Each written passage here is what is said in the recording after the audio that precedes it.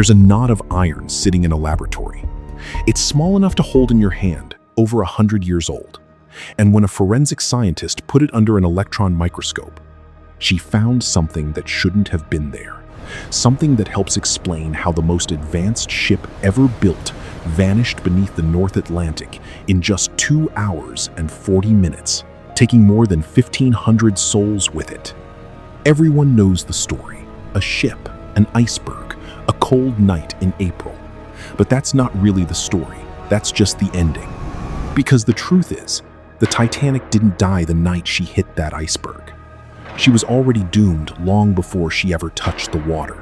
So let's start where the real story begins. Not with the crash, with the decisions. Two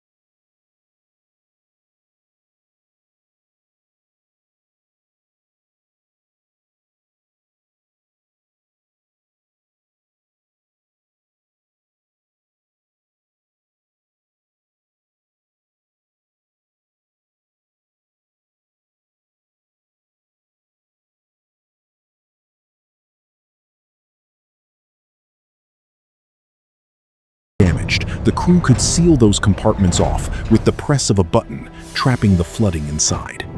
She was designed to stay afloat even if 4 of those compartments filled completely with water. 4. That had never happened in the history of shipping.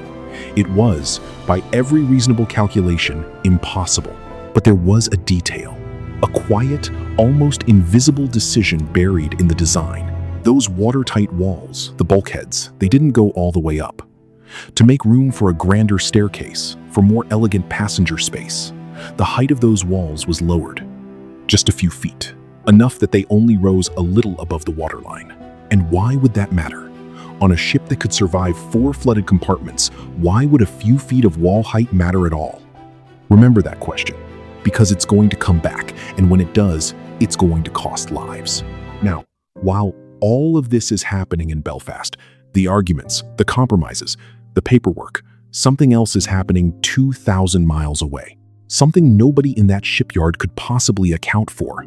A glacier on the coast of Greenland, made of snow that fell 10,000 years ago, is reaching the sea, and a piece of it breaks free. A single iceberg, one of 40,000 born that year. Its odds of survival are almost nothing. 96% of them never make it far enough south to threaten a ship. They get trapped in bays, ground into shallow water, melted by warmer currents. But this one is different. Over the next 2 years, the exact same 2 years the Titanic is being built, this iceberg does the impossible. It slips free of the bays that should have trapped it. It escapes Baffin Bay, where most icebergs go to die, and it drifts south, 17 kilometers a day, straight toward the busiest shipping lanes in the world. 2 objects, 2 years, moving toward the same point in the ocean, neither one aware of the other. And then the timing gets worse. The Titanic's maiden voyage was supposed to happen a month earlier, but her sister ship, the Olympic, needed emergency repairs, and the shipyard couldn't do both at once. So, the Titanic's departure was pushed back to mid-April. And mid-April, in the North Atlantic, is exactly when the icebergs come drifting into the shipping lanes. One delay, 1 month. It moved the ship's maiden voyage into the single most dangerous window of the year. And there was one more consequence to that delay, so small it seems almost trivial. When the schedule shifted, the captain had to reshuffle his officers. Men from the Olympic were brought over. Ranks changed. And one officer, Second Officer David Blair, was removed from the crew entirely. Blair packed his things and left the ship. And in his pocket, without thinking, he carried away a key, a small brass key to a locker. And inside that locker were the binoculars meant for the lookouts up in the crow's nest. One man, one key, one locker that could never be opened. Nobody knew it yet, but that tiny accident had just blinded the men whose only job was to watch for danger in the dark. So now everything is in place. The ship with too few boats and walls a few feet too short. The iceberg that should never have survived. The month that should never have been. The binoculars locked away where no one could reach them. On the 10th of April, 1912, the Titanic left Southampton. Over 1,500 passengers, 600 crew. And they weren't all millionaires. Down in third class were hundreds of emigrants, ordinary families, spending everything they had for a chance at a new life in America. One of them was a baby, Milvina Dean, just 10 weeks old, traveling with parents who dreamed of opening a little tobacco shop in Kansas. Years later, she would remember what her family had been told. "It was such a luxury ship," she said. "All the millionaires were on it, and the most important thing they said, it was unsinkable." That word again. It followed the ship like a shadow. Rich and poor, first class and third, they all boarded believing the same beautiful lie. The captain was Edward John Smith, the most experienced man in the entire White Star Line. So respected that the wealthiest passengers in the world, the Guggenheims, the Morgans, would rearrange their travel plans just to sail under his command. They called him the millionaire's captain. And this voyage was meant to be his last. One final crossing and then retirement. A perfect ending to a perfect career. For the first few days, everything was perfect. And then, on the fourth day, the messages started coming in. The Titanic carried a state-of-the-art wireless system, so powerful it could reach ships hundreds of miles away. And on the morning of April the 14th, other ships began to warn her. Ice. There's ice ahead. The first warning came from a liner called the Coronia, then another from a ship called the Baltic. The captain read that one, and then he did something strange. He handed it to Bruce Ismay, the chairman, and Ismay slipped it into his pocket and carried it around for hours, showing it off to passengers like a curiosity. Anyone would think, he joked, that we're heading toward the North Pole. 5 ice warnings would come in over the course of that single day. 5 separate ships, all saying the same thing. Ice, ice, ice, slow down. But here's the part that's hard to accept. There was no rule that said a ship had to slow down for ice. None. The practice of the time was the opposite. Get through the danger zone as fast as possible before fog could roll in and make everything worse. So the Titanic did not slow down. She held her course at roughly 22 knots, close to her top speed, driving straight into the region every other ship was warning her about. Later, at the inquiry, they pressed the surviving officers on this. Wasn't it reckless, they asked, to charge through an ice field at full speed on a dark night? And the answer they got was quietly devastating. If that was recklessness, one officer said, then recklessness applied to practically every commander of every ship crossing the Atlantic. That was just how it was done. Nobody thought the impossible ship had anything to fear. But the warnings kept coming, and this is where it stops being carelessness and starts being tragedy. Down in the wireless room were 2 operators, Jack Phillips and Harold Bride. And here's a detail most people don't know: they didn't work for the Titanic. They worked for the Marconi Company. Their real job, the thing that actually paid them, was sending passengers personal telegrams, happy messages, marriage proposals, little notes to friends back home.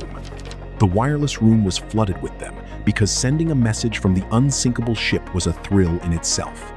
So when the ice warnings came in, they were an interruption, an annoyance, something that got in the way of the paying work. One warning from a ship called the Metallurgy gave the exact location of the ice, an ice field now just 50 miles ahead, directly in the Titanic's path.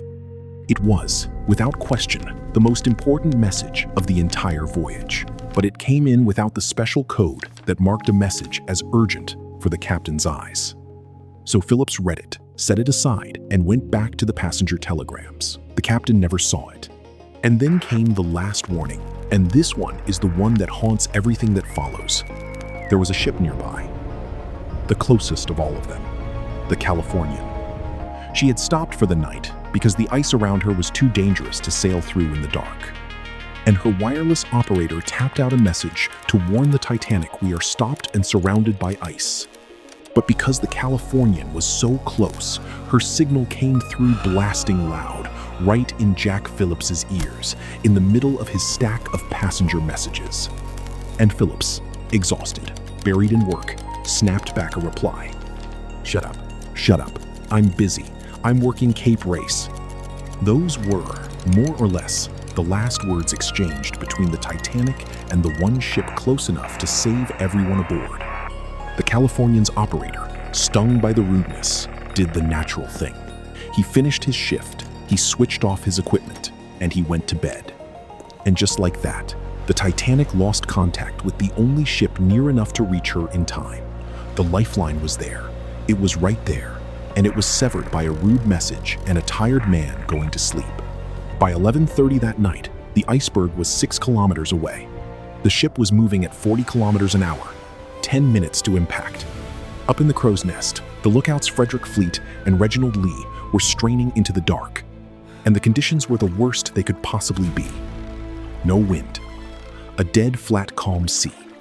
Normally, waves break against the base of an iceberg, sending up a ring of white foam you can spot from miles away. But on a flat calm, there's nothing. No foam, no warning. And no moon that night, either. Just black water meeting black sky. And Fleet and Lee had no binoculars. They were locked in a locker behind a door that could only be opened by a key sitting in the pocket of an officer who'd left the ship in Southampton. Later, they asked Fleet directly, "If you'd had the binoculars, could you have seen the iceberg sooner?" "Yes," he said, "certainly. Enough sooner," he believed, for the ship to get out of the way. Enough to make the difference, he said, between safety and disaster. But he didn't have them, so they saw it with their bare eyes. And by the time they did, it was a wall of ice rising 100 meters out of the dark, as tall as the crow's nest itself. Iceberg, right ahead. The warning went to the bridge. First Officer Murdoch reacted on instinct hard to starboard, engines full astern, trying to swing the bow away and stop at the same time. And he almost made it. Almost. The ship began to turn. For a moment, it looked like they'd cleared it. The collision, when it came, was so gentle that most of the passengers didn't even wake. A shudder, a faint grinding. Some people felt nothing at all. On the bridge, it looked like a lucky escape. But down below the waterline, in boiler room number 6, a man named Frederick Barrett was standing at his post when the ice came through. And what he saw is the key to the entire mystery. Because here's the thing that puzzled experts for decades. How does a gentle, glancing blow, a scrape most passengers slept through, sink the most heavily built ship in the world in just 2 hours? Barrett described it later. "Water came pouring in," he said, "about 2 feet above the floor plates, and crucially, he described where.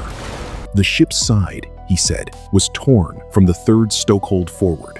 Not one massive gash, not a hull plate ripped open, something stranger. The damage ran along the seams along the lines where the steel plates met and were joined together by rivets." And that brings us back to that little knot of iron in the laboratory, and the forensic scientist named Jennifer Hooper McCarty, who spent years trying to answer one question: why did this ship come apart the way she did? In 1998, an expedition to the wreck brought back 46 rivets from the Titanic's hull. McCarty tested every one of them. And the first surprise was this: they weren't all the same. Some were made of steel, but some were made of iron, wrought iron.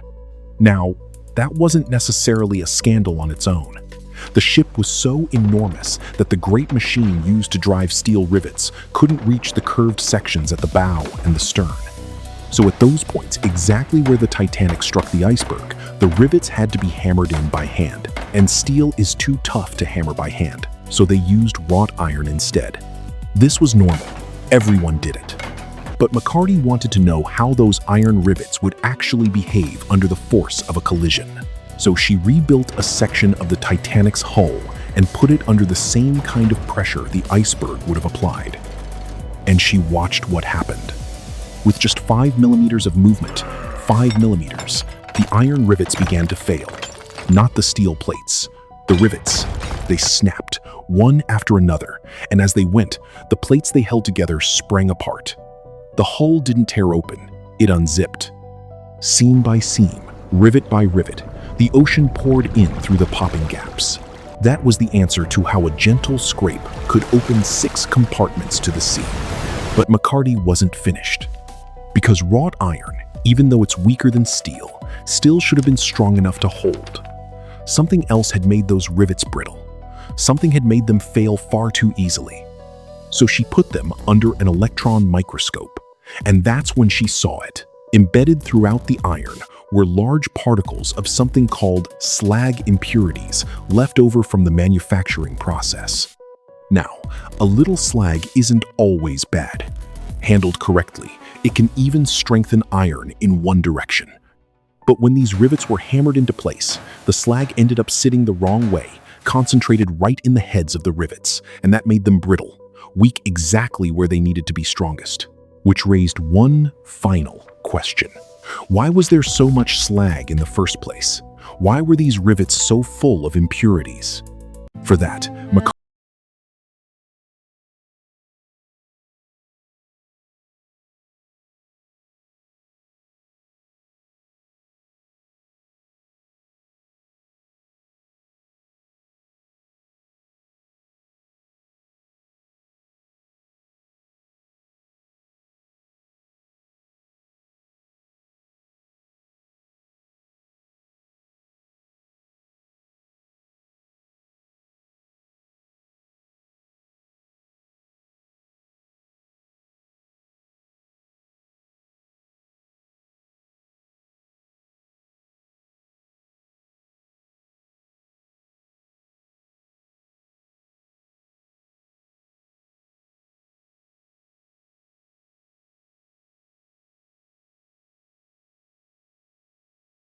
a little longer, maybe long enough. Long enough for the ship to stay afloat until help arrived. Long enough perhaps to save 1,500 lives, but the rivets did fail.